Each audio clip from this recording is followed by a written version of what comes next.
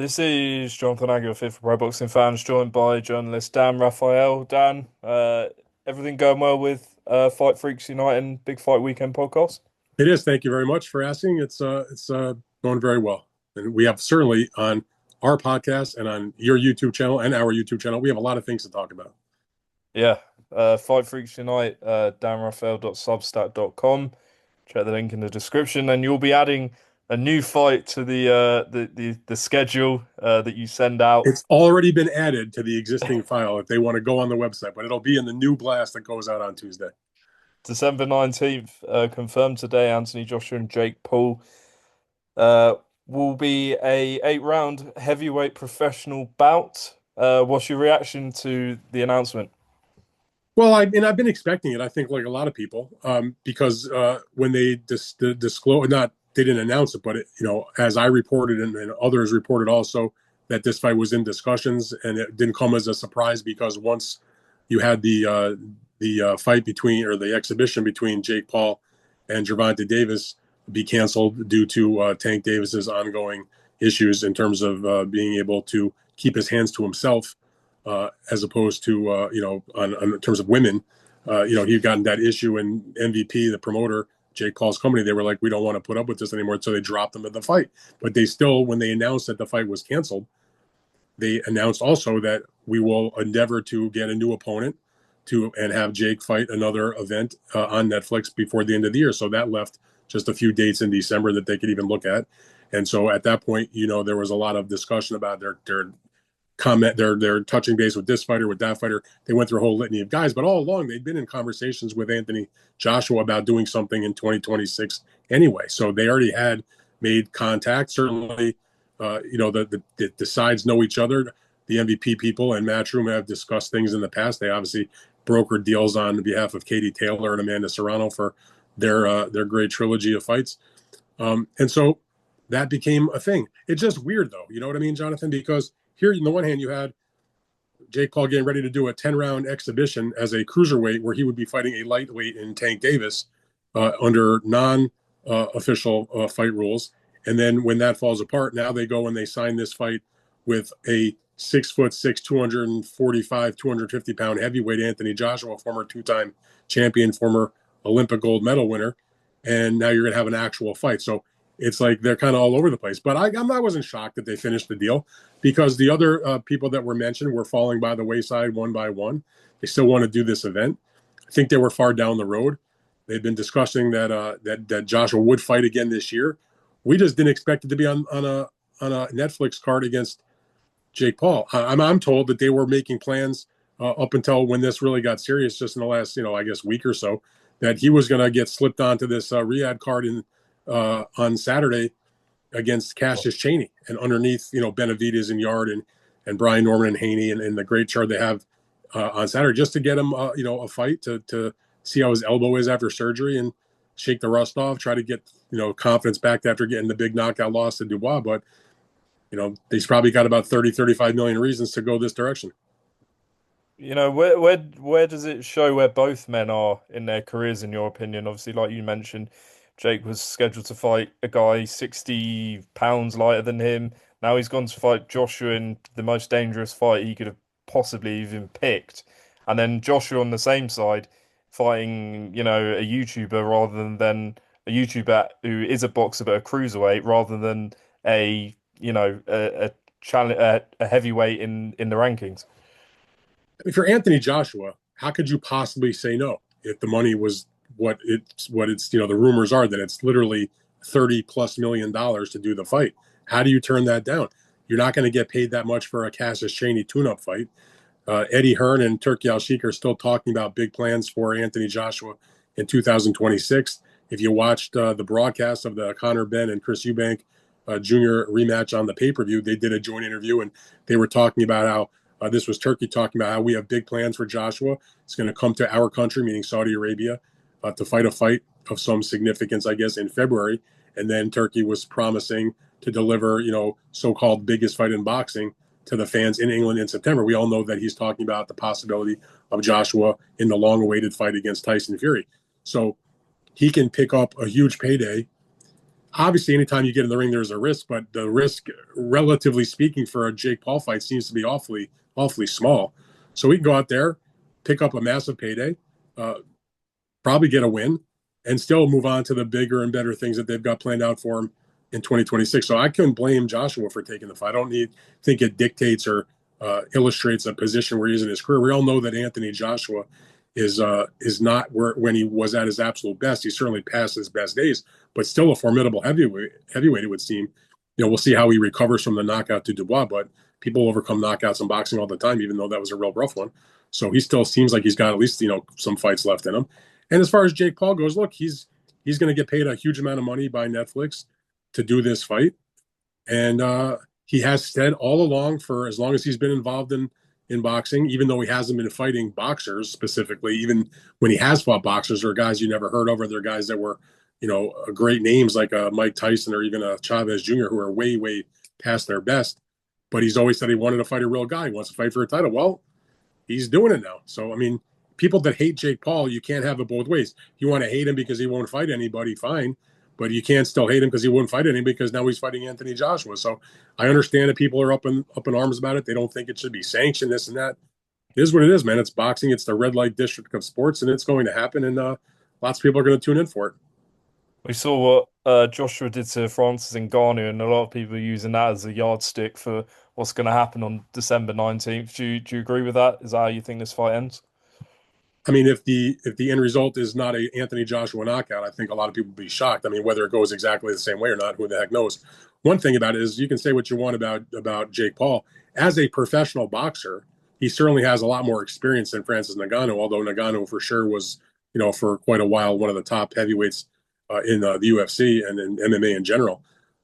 So yeah, there are certainly similarities. I mean, in the fact that most people expect when it's all said and done that it's Anthony Joshua getting his hand raised while standing over a body. Mm. How dangerous is this, in your opinion, For who? for Jake Paul? Very dangerous. You're fighting a big man in Joshua, who's a real fighter, an actual accomplished professional, who, while may not be at his best, as I mentioned, is still a quality heavyweight, I think.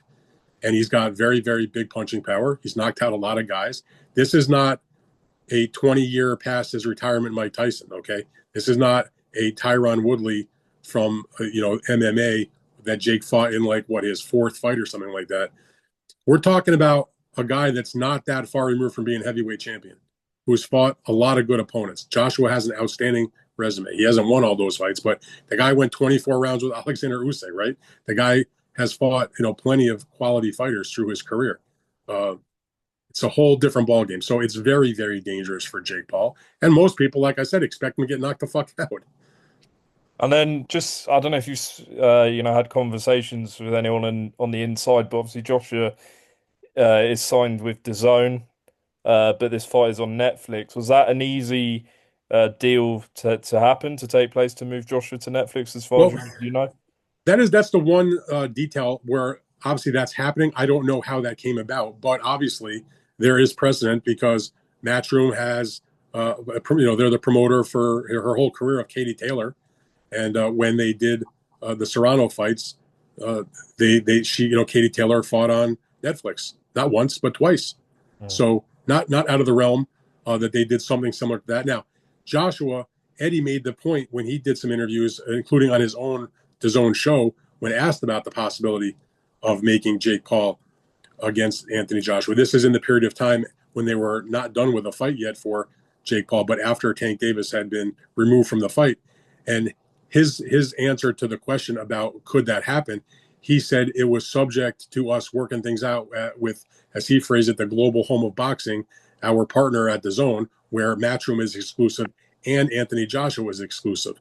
So obviously some accommodations had to be made. How the exact details went down, I'm unclear about. Hopefully, we'll get a chance to ask those involved about how that happened. And whatever the way it happened, I guess it's a good thing that a broadcaster is not standing in the way of what will be a big event, whether you like it or not, and is going to generate a tremendous amount of money, both for Anthony Joshua, and I have to assume Matchroom Boxing is going to get its share of money as well. So, again, however it happened, good for Netflix and DAZN to be able to, I guess in some fashion work together to get that done. Moving away from this, elsewhere in the heavyweight division, news today: Oleksandr Usyk's vacated his WBO title. Fabio Wardley is now the champion. Surprised or not really? I guess I'm mildly surprised because it was not that long ago that it was Oleksandr Usyk who came out and said that in fact he was going to continue his career in 2026, that he wasn't going to retire. And once Fabio Wardley had the victory against Joseph Parker, and you start to think and it's a mandatory fight because he became the interim champion, and the WBO is next up and was supposed to be the next opponent for Usyk whenever he decided to return. You figured if you look down the list of other heavyweights and what other fights Usyk could have, it seemed to me anyway that at the moment the Fabio Wardley fight would probably be about the biggest fight he could have. It's a good fight, probably a big hit in the UK. It is the mandatory. I don't think any fighter likes to give up titles, so he would have been able to preserve his undisputed status. Not that he needs that. We all know he's the number one heavyweight, but fighters like to have their titles. And so I was a little surprised because I was thinking who else would make a big fight against Oleksandr Usyk. It's he already fought Tyson Fury twice, and obviously Turkey Al-Sheikh and Eddie and everybody, Frank Warren, probably looking to try to get the Joshua Fury fight done. So I didn't think he was fighting him again. He already fought Joshua twice. There's no reason for Usyk to go back to that fight. Deontay Wilder is way past it and would probably be given very little chance if he were to fight him. He'd just go on down the line. Ajit Kabiel is coming back, and was the WBC mandatory, the interim champion. He's fighting in Germany coming up. Even if they've talked about Moses Itama, he's scheduled for January. Most people probably don't think he's ready. He probably still needs a few more fights anyway before he would get to that position. I'm only making the point that from a commercial point of view, besides the fact that it was the due fight, what's a bigger fight that you could make? I have to imagine if they did the fight between Oleksandr Usyk and Fabio Wardley, and they did it in the UK, where Oleksandr Usyk has a growing fan base as well because he's had so many fights against Brits and fought there several times. Sure. And obviously he wasn't going back to do a third fight against Daniel Dubois, who he already knocked out twice. So I'm not sure what he's thinking about, but the way it was explained to me by somebody on the Usyk team is that he decided that Fabio Wardley was not in his immediate plans. They have other ideas of what they want to do. And so rather than hold everybody up, and I appreciate this from any fighter that does this, rather than hold everybody up and hang on to the title and push it to the last minute or wait and wait and wait. You know what? Out of respect for Fabio Wardley, out of respect for Queensberry, out of respect to the WBO, he decided to vacate the title. Mm-hmm. Yeah, we'll see what happens with that. Obviously, Saturday night here in the UK, Tottenham, Chris Eubank Jr. losing the rematch to Conor Benn. Almost a whitewash. I don't know how you scored it. How did you score Saturday I night? had the fight 11 rounds to 1. I gave Chris Eubank Jr. round number 3, which was the one round that I think the judge that also had it 11 rounds to 1 also gave Eubank the third round. He didn't do very much. Yeah, exactly the same as I had it. So yeah, I mean, was it the weight? Was like you said? Did you feel like it was anything psychological? Knowing 6 months ago he ended up in hospital for 3 days. It didn't seem like at any point he really wanted to get in a war. I know Ben boxed a lot better this time around, but was there anything psychological you think he didn't want to get involved? I'm not so sure about that. I mean, I'm not in his mind, so I don't know for certain. But he's never struck me as that was an issue. He has lost other fights before, maybe not as physical, let's say, that put him in the hospital. And those were fights that he probably also has won some tough fights also. So, they're fighters. I mean, that's what they do. They fight. So I think they're able to get past that. You asked about if it's the weight. I don't know if I can agree that I'm not saying you're saying it's right, but I've heard a lot of people suggest that. It really doesn't seem that way to me. And the reason I say that is because I feel like he made the weight for this fight easier. And there wasn't a lot of nonsense when it came to do the rehydration check because he was actually a little bit under 160.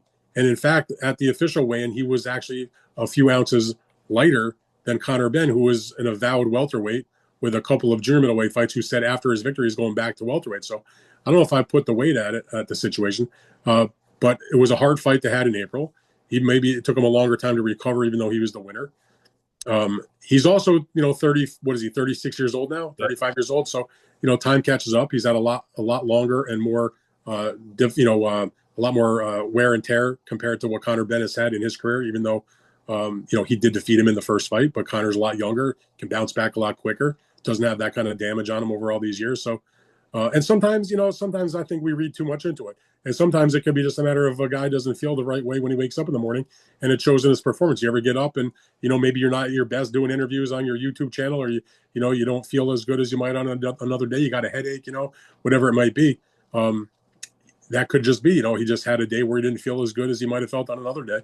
But part of the credit has to go to Conor Benn also. He boxed a really good fight. He stayed within a very obvious game plan to just make sure that he pressed the action and gave some movement and stayed responsible on defense and didn't get caught up in a war that occurred in the first fight. And he ran. And then, what happens once you get going like that, you're like the train going downhill without the brakes. There was very little that Eubank could do to slow him down. He was very lethargic, I thought. He didn't throw a lot of combinations. Landed a couple of nice right hands, but really not much that was going to do anything. You could tell Conor saw those. Even when he got hit, Conor saw those punches coming. So he's able to at least, brace them a little bit. Every fight's different. So what we saw, this incredibly outstanding, action-packed, drama-filled fight the first time around. Very good chance to be the fight of the year. Second fight wasn't the same. Different guys are in a different spot, a different day, and that's what we saw. With Conor Benn, like you said, he's said that he's looking to come back down to welterweight. Obviously, not the same situation, but a lot of people have been talking about when Roy Jones came down from heavyweight to light heavyweight, and he wasn't the same. Do you know of in history a fighter that's come down, a couple of weight classes and been successful when going up? I mean, the one thing that Conor has going for him is he still has the youth. Like in the Roy Jones situation, like if Conor comes down from middleweight to welterweight, you're talking about 13 pounds. Yeah. When Roy Jones came down from heavyweight to light heavyweight, it was 25 pounds of muscle. So there's a big difference just in terms of just the actual number of pounds, number one. Number two, Roy Jones was way, way further towards the end of his career than Conor Benn is. Roy was already, he already reached the highest heights. He had been the pound for pound number one for literally 10 years. He had, done everything that people had asked him to do, basically. There's a couple of fights maybe he didn't have, but I'm saying he had fought a long time. He'd been a long reigning champion at light heavyweight. He had won the super middleweight title at middleweight. Conor Benn's not in that same conversation. Now, are there fighters that have come down in weight? Yeah, Canelo Alvarez went as high as, and this is a more recent example, he was up at light heavyweight twice, and he lost, of course, to Dmitry Bivol, but he also got a win against Sergey Kovalev, and when that was over, he did drop back down to 168. That was one division, not two. But it's. I'm sure if we sat here, I didn't know that question was coming. So if you put me on the spot there, I'm sure if we went back and then I did a little research, I could absolutely find examples of fighters that had won titles in one weight class and then dropped down and had some success in the lower weight divisions. Oh, I just one dropped into my mind right now. How about Nonito Donaire, future Hall of Famer? Nonito was a flyweight world champion. He moved up. He became an interim champion in the junior bantamweight division. He became the unified bantamweight champion and was dominating in that division. He then went up and won a world title and unified world titles at junior featherweight, and then he eventually won a title at featherweight. And then when he lost at featherweight, he went back down to bantamweight, and he won another world title and has had a couple of title reigns there. And in fact, he's going to fight for a bantamweight title in a fight that was recently announced. So that's a recent example of a top tier Hall of Fame fighter who's now 42 years old, by the way, who went from featherweight back down to bantamweight to become a champion again. So yes, it's possible that Conor Benn can do that. See, while we sit here and talk, my mind starts rolling. I start thinking of shit. I knew you wouldn't let me down on that, Dan. Just lastly, Dan, going into Chris Eubank, what's next for him in your opinion? In the press conference, he was asked, whether he will continue. He said, "Look, I'm not talking about that right now. But when the dust settles a bit, do you think he'll call it a day? Do you think he'll carry on?" That's a personal decision these guys have to make. It's a hard decision for any fighter. I like the fact that Chris did not really get into that at the press conference, because what happens a lot of times is they get asked the question and they make a statement one way or the other. Yes, I'll be back, or no, I'm going to retire. And then somehow, some way, 6 months later, whatever they said at the press conference or in the ring, they change their mind and they do the opposite. So I like the fact that he's going to take some time, like a mature person should. You're just coming out of a very emotional, a very physically taxing experience, and you're not thinking about how you're going to feel in a week or a month or 6 weeks or 6 months. So he'll take some time. As he discussed in the build up to the fight, he's got twins on the way. So, it's not like he's a young guy in the sport. He's had a long career. He obviously, in the last few fights anyway, you got to figure he made really good money. So I'd say, I'm not thinking about what Chris Eubank is doing. If he wants to continue, let him continue. If he decides to call it a day, he's got nothing to be ashamed of. And in the meantime, sit back, enjoy the impending birth of your children. Enjoy your children once they arrive, because as a father, that goes quick. When your kids are born, and then suddenly you turn around and they're bordering on teenagers, and you're like, where did the time go? So he can enjoy that. And if he gets up one morning and says, you know what, I want to fight again, then he can start making plans. Cool. Dan, appreciate your time. Obviously big fights this weekend in Riyadh. I Uh, can't wait. I'm looking forward to that card. what's the fight you're looking forward to most on that? Well, I like the card, overall for sure. But the fight personally that I think that I'm most interested in is seeing how Jesse Bam Rodriguez and Fernando Martinez plays out. That's a three belt unification fight. Fernando Martinez is maybe not the most well known guy, but if you spend a few minutes and watch his fights, you can see, like for example, his two matchups he had with Ioka. They're both on YouTube, fantastic battles. And I've seen him also in other fights too. And we know Bam Rodriguez is a pound for pound top young fighter in the sport. Just on a Hall of Fame trajectory at the moment. That seems like a real good fight to me. Very, very excited for that. And like I said, the whole card. I mean, lots of intrigue in Haney against Brian Norman. Mm. Benavidez and Anthony Yarde should be a very exciting, competitive, not necessarily competitive, I guess, if you think that Benavidez will, in fact, rightfully have been the big favorite, but it could be an exciting fight from the standpoint of the action. And then I'm also really interested in the other fight. That's the other title fight on the card, which is Sam Noakes against Abdullah Mason. Two young guys, both undefeated, both going for a vacant world title, a lot at stake, neutral territory. That should be a hell of a fight. Yeah, busy night on Saturday night. So yeah, look forward to Busy that. afternoon here in the United States, thankfully. Yeah, it certainly is. Well, we'll see how the rest of the week plays out. Dan, appreciate your time, and like I say, links and description to everything you got going with Fight Freaks Unite, Big Fight Weekend podcast, and the YouTube channel. So I'll speak again to you soon. All right, Jonathan, I appreciate it. Thanks.